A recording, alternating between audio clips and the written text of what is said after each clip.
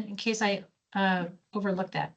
So we could go ahead and start the meeting, and I'll turn over to Chairman Reinhardt. It's 1:31 right now. Well, good afternoon. We're back doing our water planning. I had a presentation to our board the other day presenting the 2026 plan that we just did. And I said, in a couple more weeks, we're going to start on a 2031 plan. And I use that as a point of emphasis of saying this planning process is kind of perpetual, like Jay just said. It's perpetual in the sense that we just keep planning. If there's something in our last plan wasn't quite right, or we want to address it further, we have the opportunity. So that's kind of how I set it up with our board. And I think they were impressed at how rigorous our process is. So I want to congratulate everybody on our last plan, and we're getting ready for the next plan. Yes, sir. So on that, welcome. Do we need to say? I think we can move on to number 2 for public comment, and maybe we can ask if Jay, Mr. Nellis would like to just inform the group of the latest outcome with the lawsuit in New Mexico, since you all were talking about it previously. Okay, Jay, I'll ask you to address the group officially, a couple things like the lawsuit, and then how about the allocation this year? Okay, sure, Chairman, of course. So on Monday, we received news that the Supreme Court accepted the settlement agreements. There were various agreements. The one that the Irrigation District was involved with is the Operations Settlement Agreement, which includes EPCWID, Elephant Butte Irrigation District, State of New Mexico, and the United States of America, the Bureau of Reclamation. So as far as operating procedures and the operating agreement and transfer of water and whatnot. So that was of most importance to us, and all was approved. So there were other agreements for groundwater agreements between the state of New Mexico, EBID, and the Bureau of Reclamation. So all those were contingent upon all the other ones, but we are extremely happy and anxious to move forward and implement the agreements that have been agreed upon. And so, yeah, after 13 years, it's all settled and approved. So that is fantastic news for all involved. We made an allocation last month of 18 inches, and we released water Friday last week. Water got here Monday, June the 1st. We have an 18-inch allocation. So we'll be on the river for approximately 2 months. The losses have been a little more than last year, but of course, you know, with the weather we've had, that March, we had some high 90s in March that did some significant damage to the snowpack. You know, I guess 18 inches is better than 0. So we'll take it. We'll take that anytime. It is a difficult time for our farmers. If you don't have a well, obviously you can't grow a crop. So we hope for some good snowpack this coming year. And yeah, you know, we'd like to get back to start irrigating in March and run for 8 months through October, which hasn't been the scenario for many years now, but we have hope. But that's where it's at. If you have any questions, I can try to answer them. I think since we're under public comment, we won't ask questions since we didn't put that on the agenda. Okay, sorry. Okay, in public audience, yeah, it wasn't. Thank you for your update, Jay. Always interesting to hear about the district. Okay, so thank you, Mr. Chairman. item 3. Yes, and we do have our, we do not have any guests on the call other than our planning group members. So just to confirm, we do have a quorum with our voting members. And so just wanted to update you on that item for number 3. Okay, so it looks like we're ready for item 4. Review and approve the minutes for the general meeting held on October 9th, 2025. I know it's been some time, folks, and but we do have those up there for you all. They were part of the hyperlink, so if there's any corrections to be made, we can make those. Or Anybody would like to make a motion to approve? I'll Motion move to to approve. approve the minutes. Yes, I have Second. Jerry. Okay. And then I have Omar. All in favor? Aye. Aye. Okay, any opposed? Motion passes. Okay, we're on item 5. Receive a presentation from Omar Martinez regarding the Texas Water Development Board's Water Supply and Infrastructure Grants Program. Yes, and for everyone's understanding, the purpose of this presentation is to make everyone aware, if you're not already, of the great funding availability that's being made by Water Development Board for this fiscal year. The applications will be due in July, and so Omar has been working with some communities and ensuring that they are ready to submit their applications by the July 31st deadline. So we thought that it was important for you all to be aware of this as well and ensure that you are informing your communities of this funding opportunity. So I'll turn it over to Omar. Thank you, and thank you, Mr. Reiner, for the opportunity to present. My name is Omar Martinez, and one of the things I do is support communities in helping them get access to funding for water and wastewater infrastructure projects. Like Annette said, what we want to do is we want to make sure that every community in Far West Texas has an opportunity to access this funding if they choose to do so. That lack of technical assistance should not be the reason why they don't apply. So to that end, this presentation should not be repetitive to what Texas Water Development Board will present.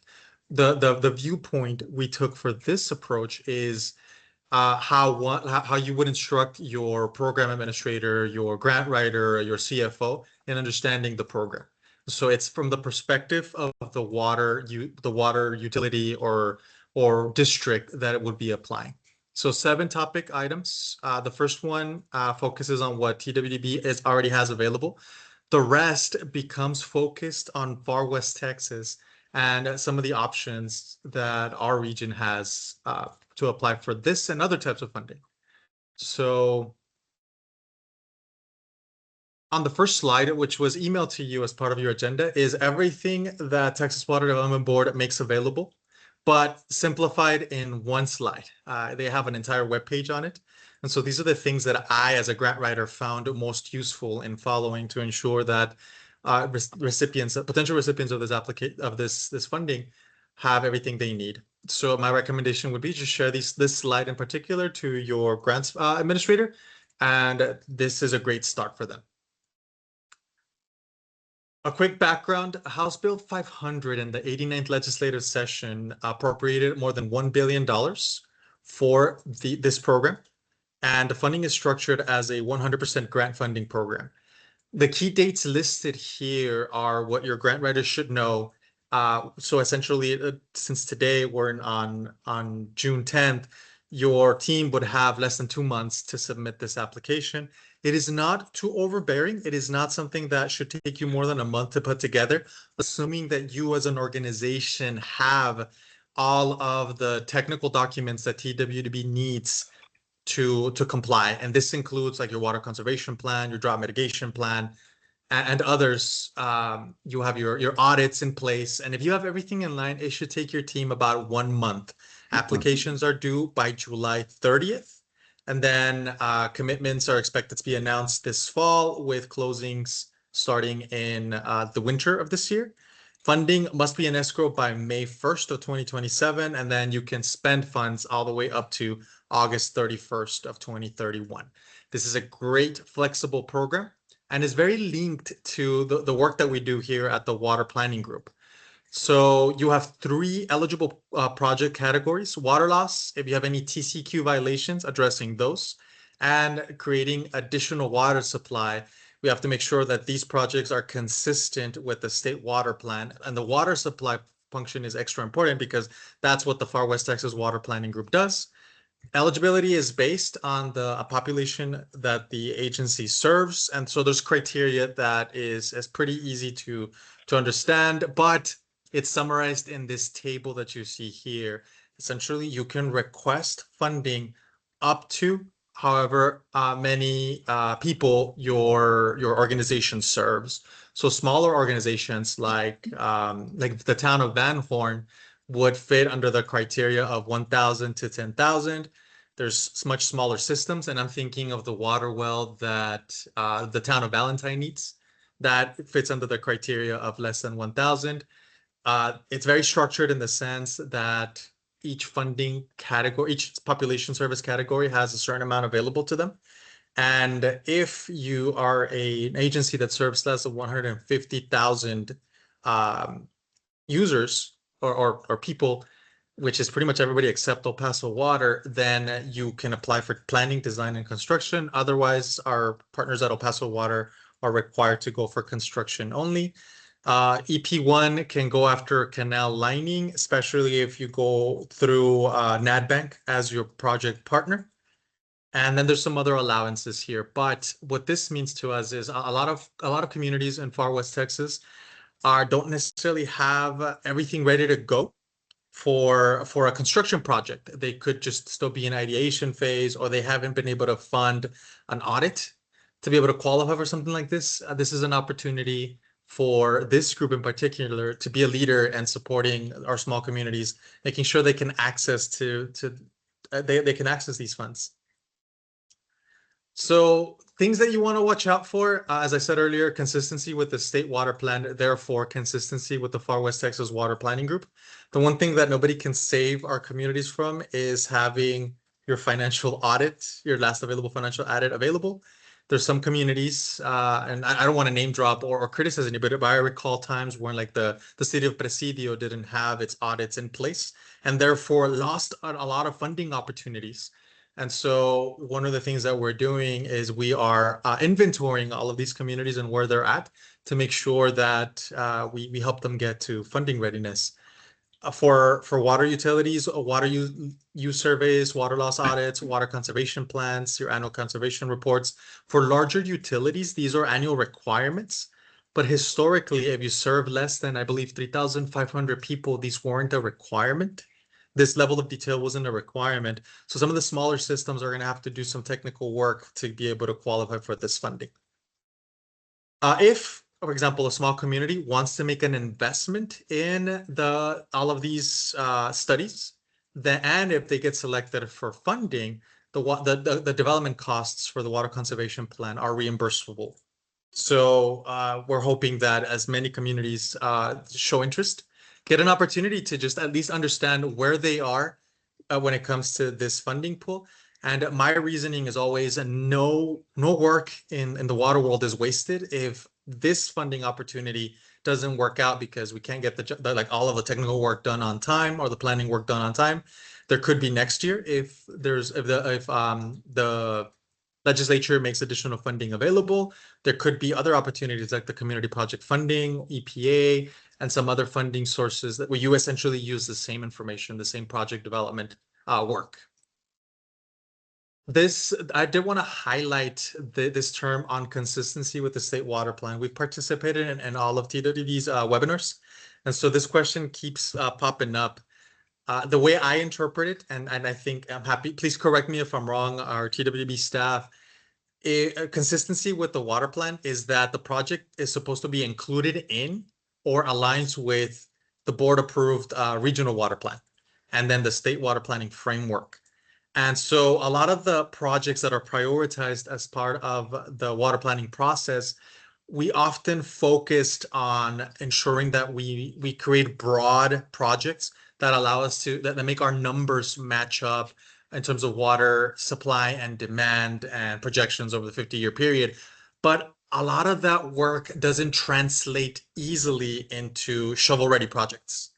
So a lot of like the water conservation projects or leak reduction projects are very broad. And yeah, you can fit a lot of work, but it does take some investment and some time to make them into eligible projects in the water planning process. But in order to ensure eligibility, I think this is a great opportunity to work with the Far West Texas Water Planning Group to ensure that any community that's looking to apply for this type of funding can do so. And I see William's hand up. Yes, Omar, just to make a quick clarification. Good afternoon, everyone. I'm William Alfaro, the manager for the Regional Water Plan planning program, and also the Region E planner. I just want to clarify very quickly, Omar, just to, you're right, this is always a little confusing for some entities, and we have been getting a lot of questions on the consistency with the state water plan. I think the way you have there on the slide is it's clear that we're looking for this funding opportunity is just consistency with the water source. No specifically need to be a recommended water management strategy in the plan. So our review for this funding is to make sure that the water source that is identified in the Region E water plan is consistent with the entity is applying for. So just to clarify, it doesn't have to be included in the plan. The project doesn't have to be included in the plan. Does that help? Absolutely. Thank you. It does. Thank you. Moving on, as you forward these slides to your grant administrators, we provide a lot of links that could help shorten the time frame.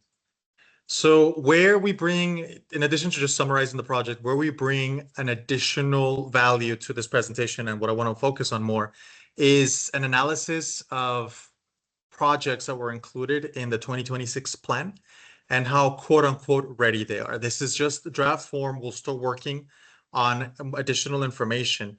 But what we're aiming for is an understanding of which agencies within our region are ready to apply for funding for something like WSIG.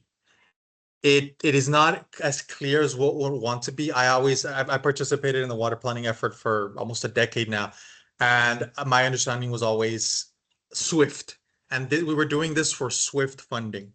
Now that there's this new funding opportunity that SWIFT is loans, now that this is grant, I'm realizing that it didn't translate the work that was done in this plan. It doesn't necessarily translate one-to-one to the way you would frame these projects for grants.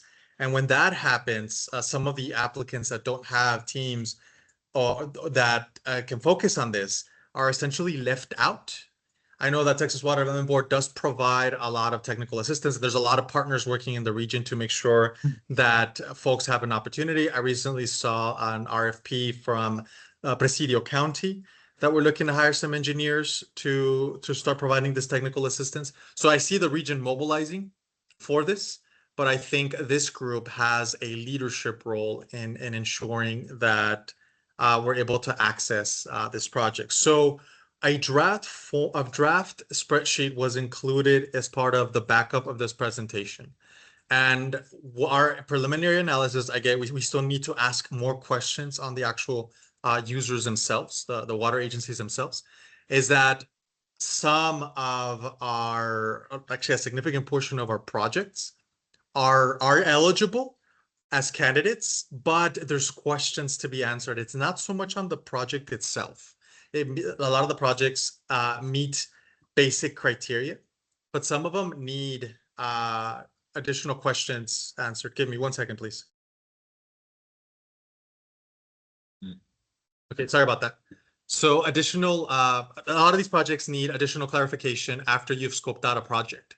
And so the criteria that we used is the level of detail that is available in the water plan, but also available, like publicly available documents of agencies. So you have agencies like El Paso Water that has all of their technical documents publicly available on their website, and it's very clear that they're fully compliant and they're ready to go, assuming they have a shovel-ready project. There's other agencies, some of these are like municipal water utilities that don't publicize a lot of the documents that should be public anyway in the first place.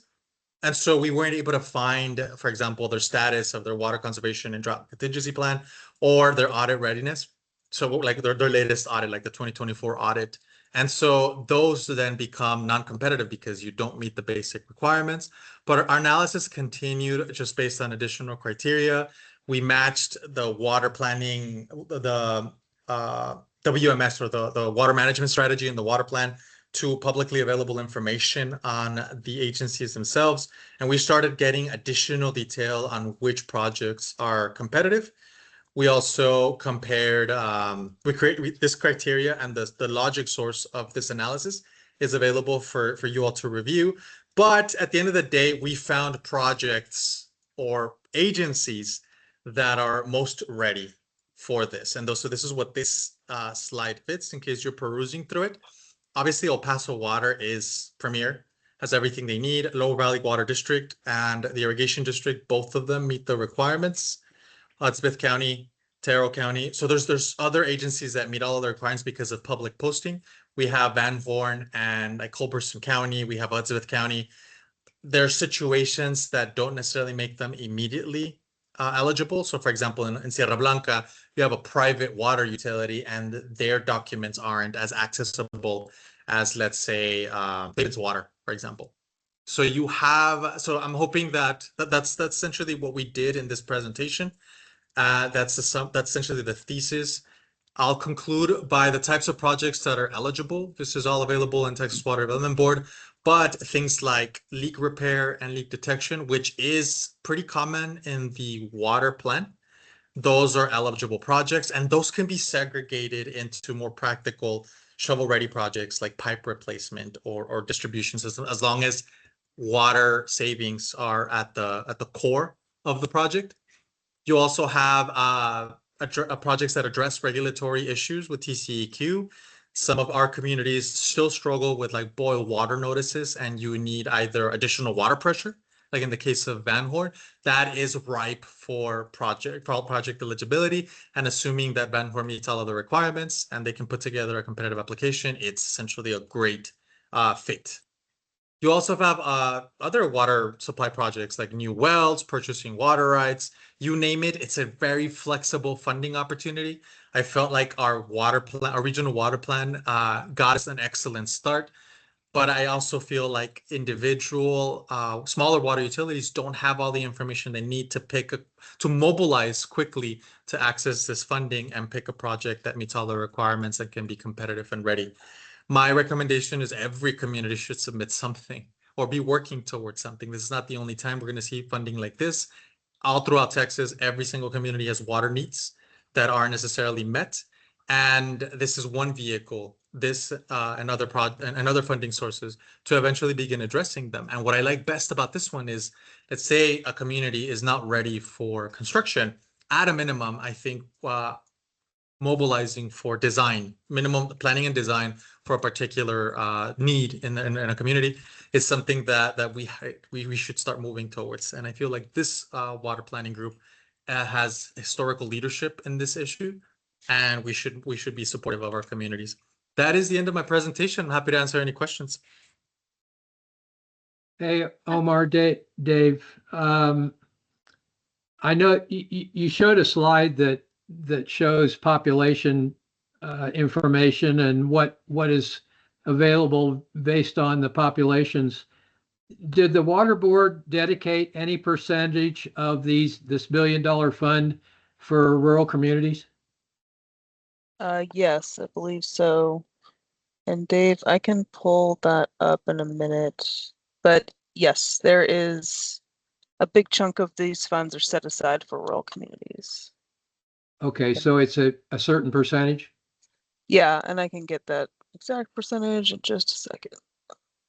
Well, in a minute or two, I can post it in the chat once I grab it. Okay, if it was, that answers my question. I just wondered if they'd done that. That's good. Omar, I've got a question for you. Sure. Who was the sponsor and the protagonists in favor of this bill that was passed? I got to go back and check. What was the genesis of this? I gotta go think back it and check. wasn't it more under I'm sorry, I'm at a loss right now with the Lubbock leadership. Perry, yes, I think this was Perry's Is this what they're calling new water? new water. I've heard that term used, and it's not grants, it's money. Well, I mean, and not loans, it's grants. well, I think that's what this is, and I right? think we can definitely so when Heather presents Underwater Development Board next agenda item, she can kind of give that state perspective in terms of the urgency and the catalyst in terms of how this was started. But I know that Senator Perry is a big champion of water, and so I'll let her say more about that when it's her turn. Thank you. Okay. I Thank think you. we're, Oh, and Heather just sent a message. okay. Oh, I think we're ready for Heather now. Okay. Receive updates from the Texas Water Development Board representative, who's Heather. Good afternoon, everyone. It might be easier to share my screen. I know that I had said earlier I wouldn't, but do y'all just Okay. are y'all able to see the screen real quick? I just put your presentation up, but maybe I haven't shared it yet. That's why. Let me share it. I'm sorry. Well, I wanted to share the implementation plan to answer Dave's question. That's fine. So yeah, before I get to my presentation, this is our implementation plan for these funds, and for very small communities of less than 1,000 people, we've set aside 42 million. And then we have kind of brackets between 1 and 10,000, 71 million, 10, 100,000, and so on. So basically we have 42 million set aside for communities of less than 1,000. And I know that Region E has a fair amount of those small rural communities. So definitely encourage y'all to apply. And yeah, please reach out if you have any questions. But with that, I can start with my presentation. Heather, Yep. I had a quick question. I'd heard in the water planning meetings about the state approving a money called New Water. Is that what this is? No, Or is that different?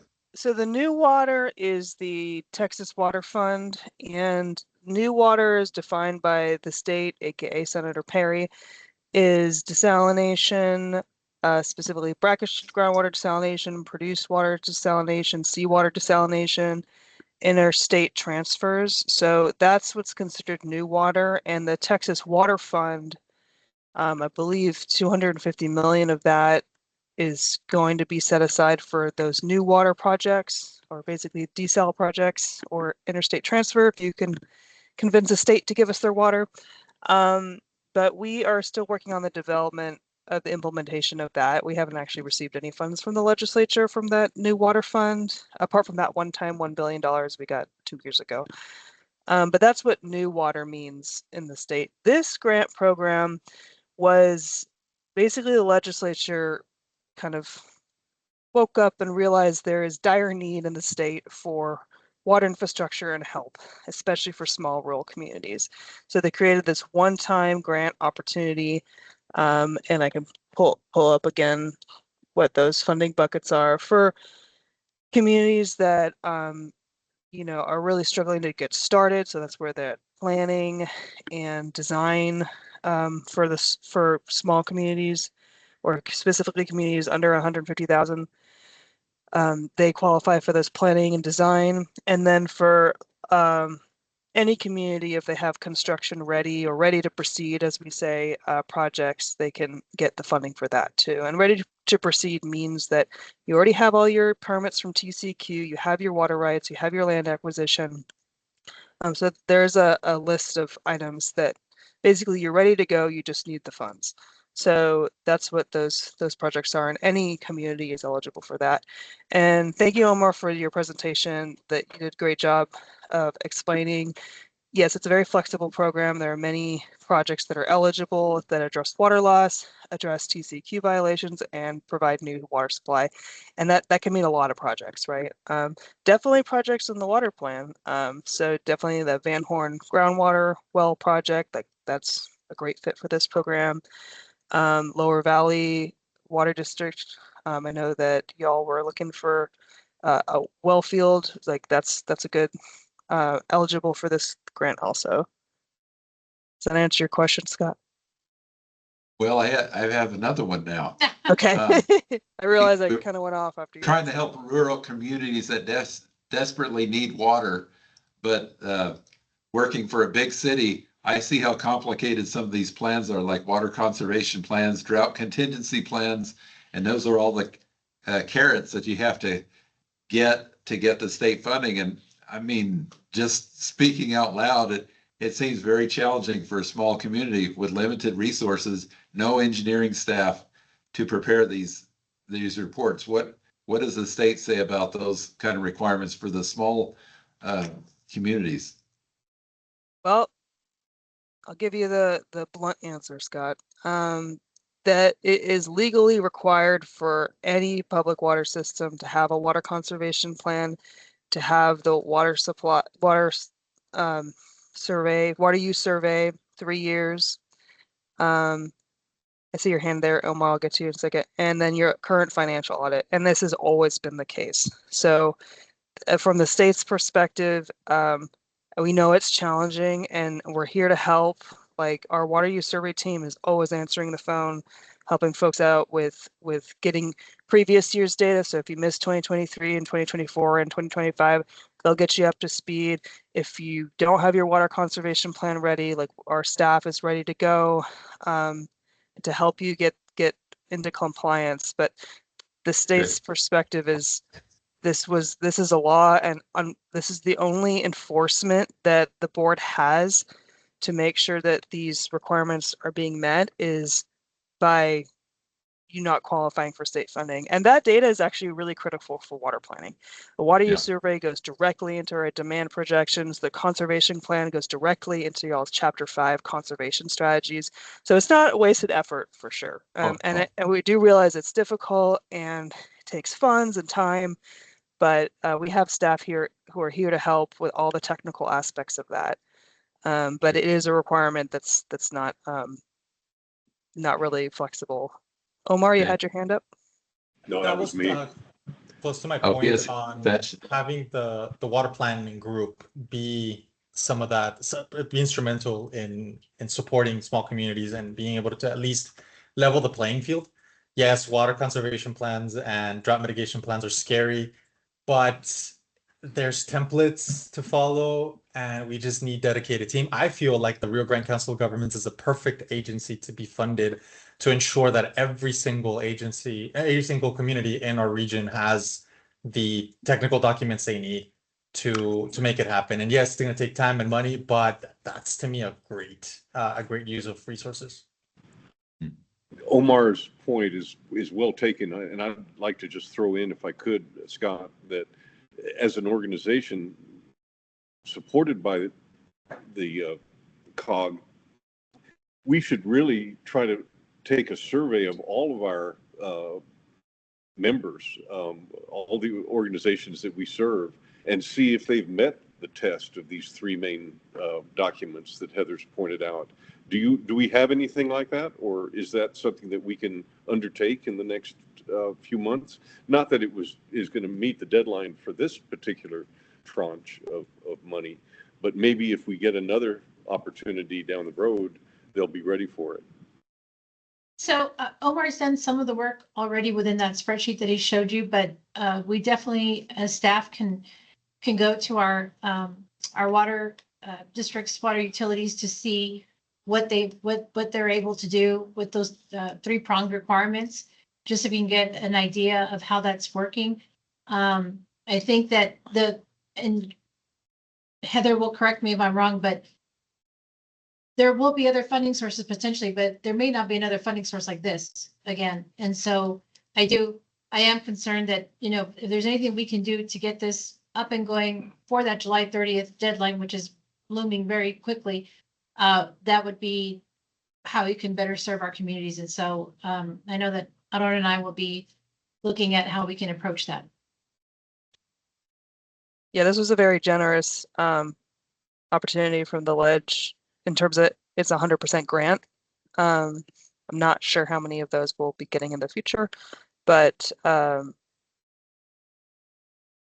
might be some more opportunities in the Rural Water Assistance Fund.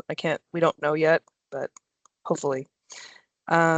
David Hall, I see your hand up. Yeah.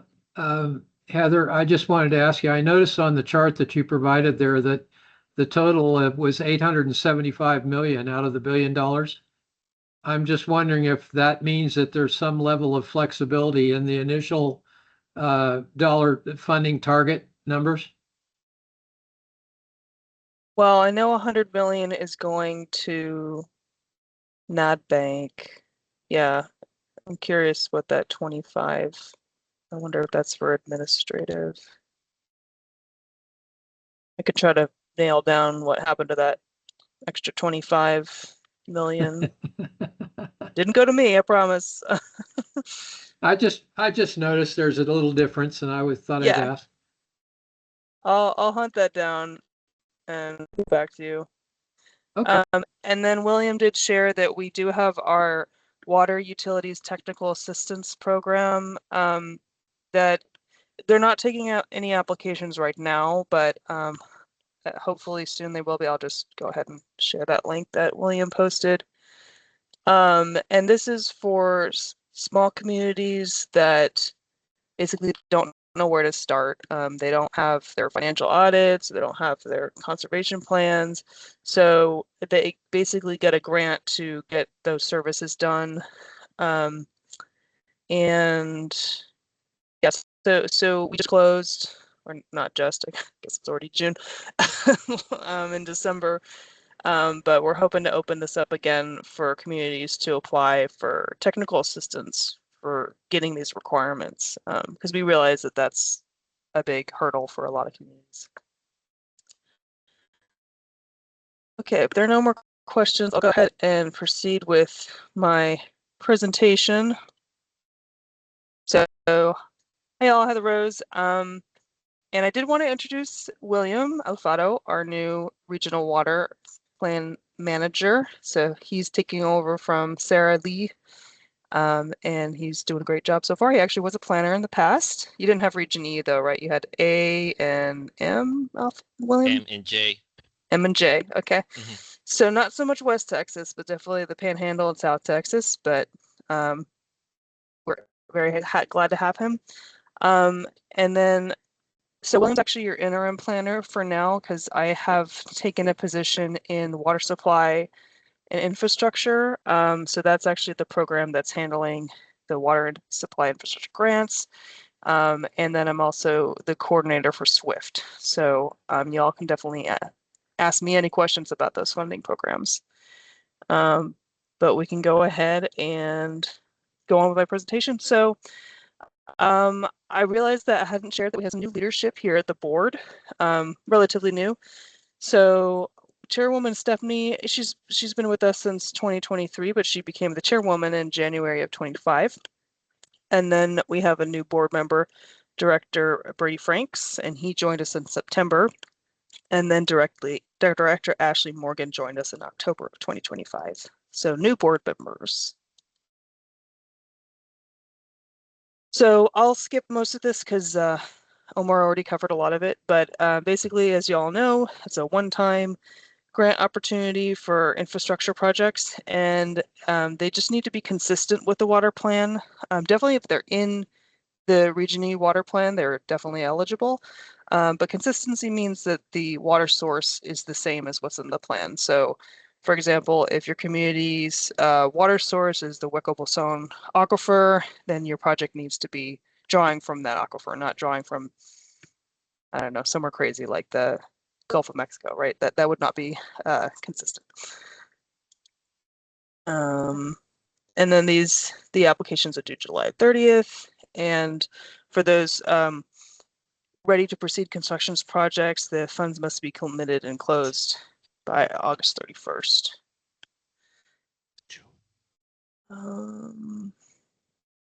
And then we just have specific forms that you'll need to fill out. If y'all have a chance to check out the webinar, we had a recorded webinar on May 13th, and we actually walked through a step-by-step of how to fill out the application. So highly recommend checking that out. It really makes it easy for everyone. But all of the documents for this funding opportunity are on the webpage here. There are these Word documents, and then there's a spreadsheet to calculate your AMHI. And then the scoring is based on your community's AMHI and population served. Yeah, David? Paul? Oh, I think you just started to answer my question. I was going to ask you about, once those applications are submitted by 30 July, how are they going to be prioritized? And I So- think you just started to answer that. Yeah, and I can show you exactly. So Okay. me and my coworker Spencer are going to be basically taking your AMHI. So if you're a retail water provider, that's going to be your community's annual median household income time divided, or 7.6.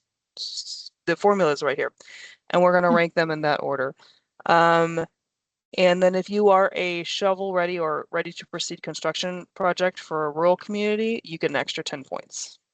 And then tiebreakers, our preference is going to go to communities that have not received any TWDB funding, or there's been a longer time period between when the community received that funding. Okay. So yeah, real emphasis on AMHI, trying to get the dollars where they're needed. Yep. Okay, thanks. So I'll put in the chat the link to this website in just a minute. This is the website, and we just had our last webinar last week, but if you have any additional questions, send them to this email inbox, and I will route them to the subject matter expert who can answer them. So any other questions on the water supply infrastructure grants before moving on to other planning items? Heather, if I can ask, so in a situation like Valentine, they are not doing single audits. They're not receiving funding from federal sources of 750,000 or more. How are you handling those small communities who don't have those kinds of audits? What is acceptable, if at all, other than just how you identify, or I guess I should ask, how are you identifying an audit? What are the characteristics of it? It has to be an independent audit, and yeah, that's a great question. But I just know that if there isn't an independent audit for this last fiscal year, then you do not qualify. And we do realize that small communities, it's been very difficult, not just to fund the audit process, but even to find an auditor. Like there's a shortage of auditors in the state, and the board is trying to figure out a solution to that. Apart from hiring auditors ourselves, well, we couldn't do it because then we're not independent, right? So it has to be a third-party independent auditor, but we realize that's a significant problem. But in terms of what actually has to be in the audit, I don't know, but I can forward your question to our credit manager team, Tyrone specifically, and he can answer that question. Okay, thank you. And then I know that on your, I think it was your next slide, you were talking about the interregional council. I know that with Texas Department of Agriculture, through their community development block grant programs, they are allowing communities to provide documentation in lieu of an audit, because some of them are so small. And so they're just assurances in terms of how they process their finances and their checks and balances. And so perhaps that's something that Water Development Board can take a look at in terms of possibly replicating, because then that would bring a lot of the smaller communities back in to the fold in terms of eligibility. Yeah, that's a great suggestion. I'll bring that up. Thomas? Heather, I heard something earlier and it got me curious. Can our MUD or even the county in these areas where the audits aren't available for these smaller towns, are they able to apply themselves for these grant monies and then apply it to that specific town? Yeah, so the county could apply and for a MUD or for a utility. We've definitely done that before, and that's possible. Could Yeah, could a council of governments apply, or it's not an eligible agency? I don't think COG is, but let me ask. Let me write that down. You never know. Yeah, that is a question for our legal team. Yeah, I'm learning in my new role that there are so many questions that are very nuanced. I need the Yeah. lawyer's input. I need the credit manager's input. I need the engineer's input. I'll ask about COGS, but counties I know for sure can definitely apply.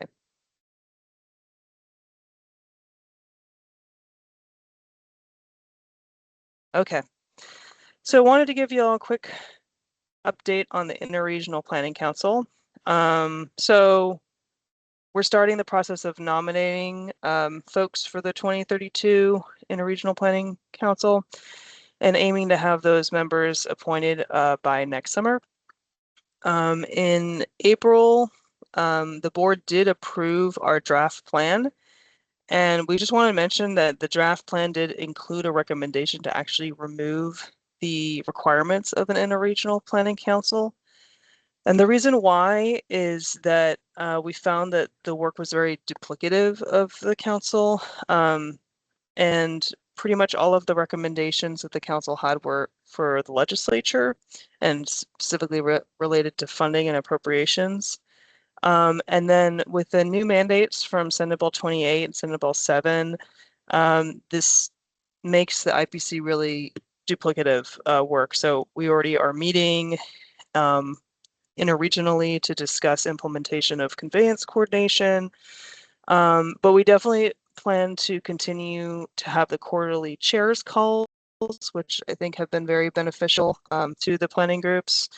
And then, but until the decision's made on whether or not to retire, the IPC will still work on the nomination process for Interregional Planning Council. Any questions on that? As a participant in that from the previous years, I didn't see a lot of beneficial product. So I think the movement to remove it is probably reasonable. Okay, thanks, Dave. I'm glad to agree. Well, Is that a motion? Is that a motion? It just Mr. didn't Hall? seem, it just seemed like a BS activity, I participated, and listened, but I didn't get a lot out of it, Yep. So much for my comments. Yep, you were not alone. That was kind of the consensus. And now with Senate Bill 28 and Senate Bill 7, it's really duplicative work. So we definitely don't want to take up more of y'all's time. So we'll see what ends up happening with the IPC in the coming months. So then a quick highlight on the 7th cycle of planning. As Scott mentioned, believe it or not, we're already kicking it off. In March, we posted the request for applications and we got the application from Rio Grande Council of Governments. Thanks so much.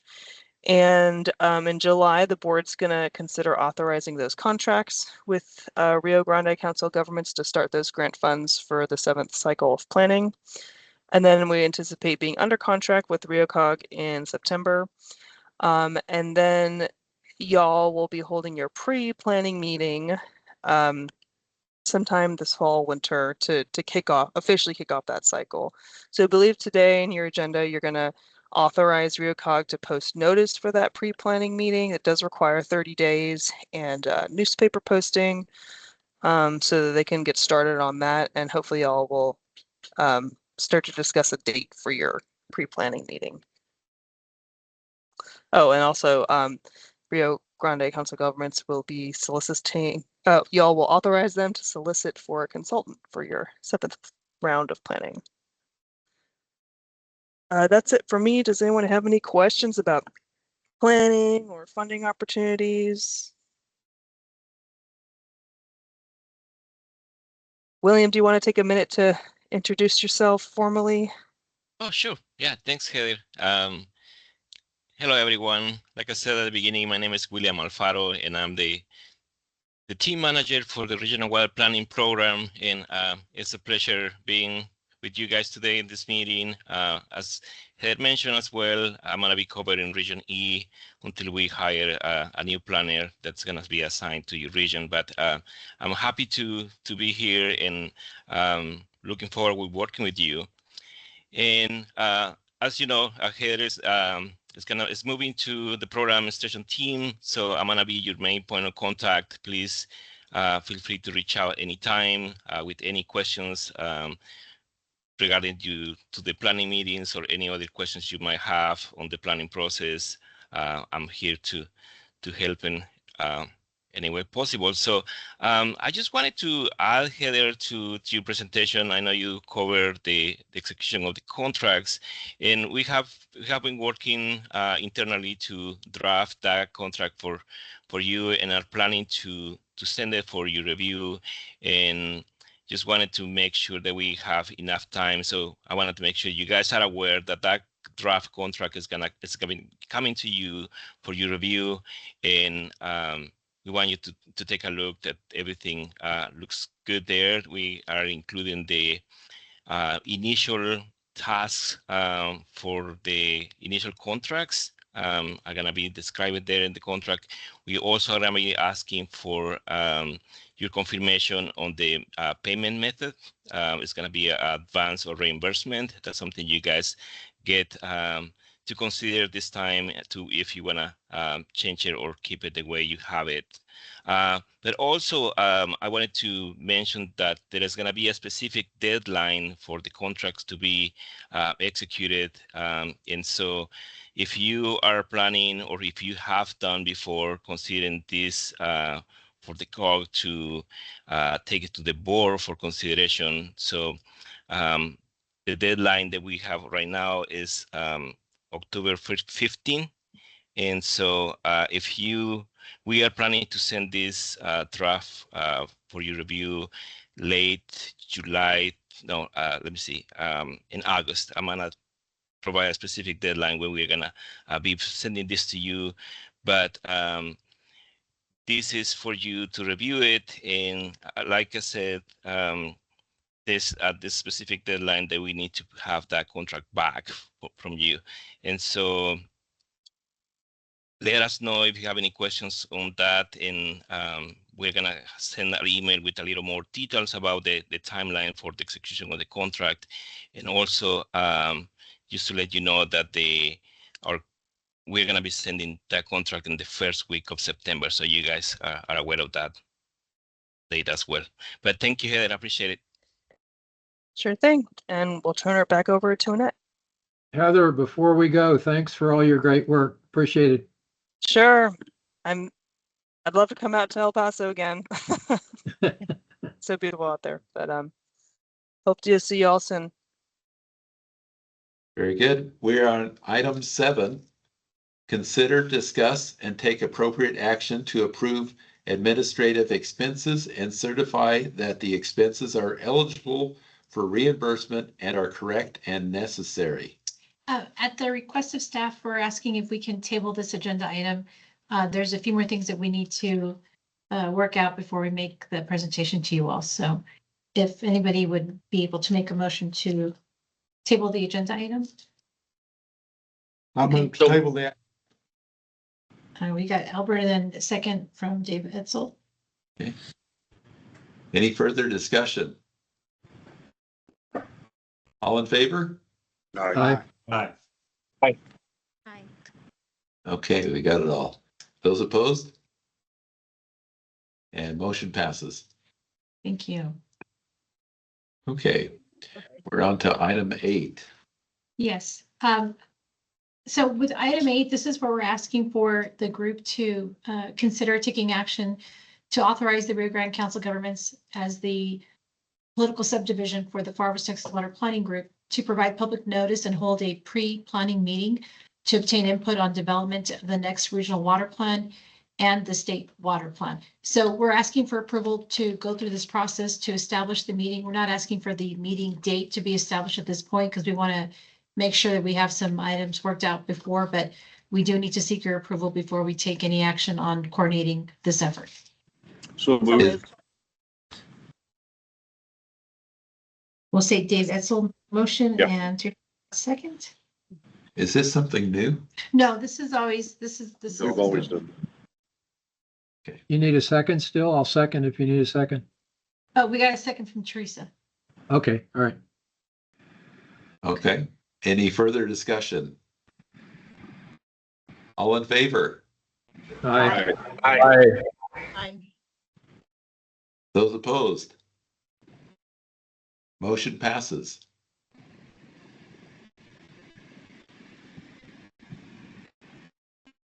Okay. We're on item 9. Consider, discuss, and take appropriate action to authorize the Rio Grande Council of Governments to issue a request for qualifications to solicit a technical consultant for the 7th cycle of regional water planning in accordance with 31 TAC 355.92. Yes, and so this is another requirement that we need to bring forward to the group for consideration and approval to allow us to issue a request for qualifications for our technical consultant for the next cycle. We currently are under, we are with Corollo at this moment, and so we would hope and anticipate that they too would be submitting a proposal. But in terms of the timeline, what I'm thinking that what I will do, just to get some clarification, is customarily we have been receiving approval from the water planning group, and then we also seek approval from our board of directors, Rio Grande COG. I think that's just another layer of assurance in terms of transparency. I will verify to see if that is truly necessary to go to the Council of Governments, because if it's not required, then I can start this RFQ as soon as we're done with today's meeting, if you all approve. If I have to go to the Council of Governments, our next board meeting will be in July on the 25th. So that's going to take a little bit more time in terms of the timeline. So I will verify to see if it's necessary. If it's necessary, we won't post it until after we seek board approval from the COG, which was actually July 24th.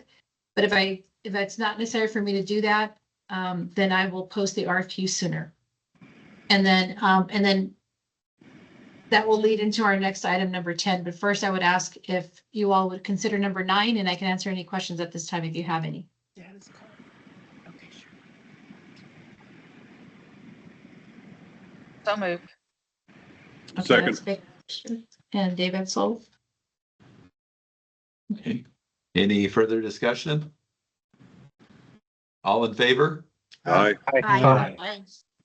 Those opposed? Motion passes. Okay, number 10. Discuss and take appropriate action to authorize the executive committee to review the responses to the request for qualifications to solicit a technical consultant for the 7th cycle of regional water planning and recommend the top proposer to the group at a later time. So yes, once I get clarification on the timeline, I would ask if you all would allow us to utilize the executive committee to review the proposals, to score the proposals, and then meet together as a group for a recommendation to the planning group as a whole. And then that would be determined at a later time in terms of when our next meeting will be set. And that assume that you'll also distribute the criteria for evaluation? Yes, it doesn't seem like that long ago, but it was a short time ago because we had to transition over when we moved to Corollo. So we have that RFQ, and so we can look at that one to see any kind of revisions that we need to make, but we've got a really good a template to use in terms of the scoring and ensuring that you all have that information beforehand. Yeah, that helps standardize scoring. Okay. Yes, sir. As a follow-up to that, Annette, is that template for the qualifications going to be included in the RFQ? I didn't understand what. Yes. Okay. We will inform the proposers how we're scoring them and what we're rating them at is and how many points Good. they should be expecting. Thank you. Yes, sir. Good point, Dave. All right. Anything else on 10? I would just ask if anybody would make a motion to allow us to utilize the executive committee. So moved. Second. Second. Okay. So we have a motion. Dave's. Yes, from David Etzel and a second from Alderman Black. Okay. All right. Any further discussion? All in favor? Aye. Aye. Those opposed? Motion passes. Okay. All right, we're at item 11. Yes, so we do not have dates to propose to you for the next meeting, specifically because of the RFQ. We'll be working that out. But I do think that just in terms of some potential agenda items that will be coming up, those will include our administrative agreements that we will present to you and for consideration to send out to all of those participating organizations who are part of the water planning group. And then also look at the costs that we have or the dues that we have associated with each of the communities to make that determination. So that will be an agenda item. So will the decision on which proposal you would like to go forward with for your next technical consultant. And then we can provide you all with updates in terms of those who ended up submitting applications to the water infrastructure grant program as well. So we don't have a date as of yet. Okay. So I think we're ready for item 12. Which is to adjourn. I move with adjourn. Move to, okay, we have a motion here. Dave Etzel, do you want to second that? I'll second it. Yes, sir. Need any further discussion? So all in favor? Aye. Hi. Aye. Aye. Aye. Those opposed? Motion passes. You know, I do actually do better on this parliamentary procedure when Dave Hall's not next to me.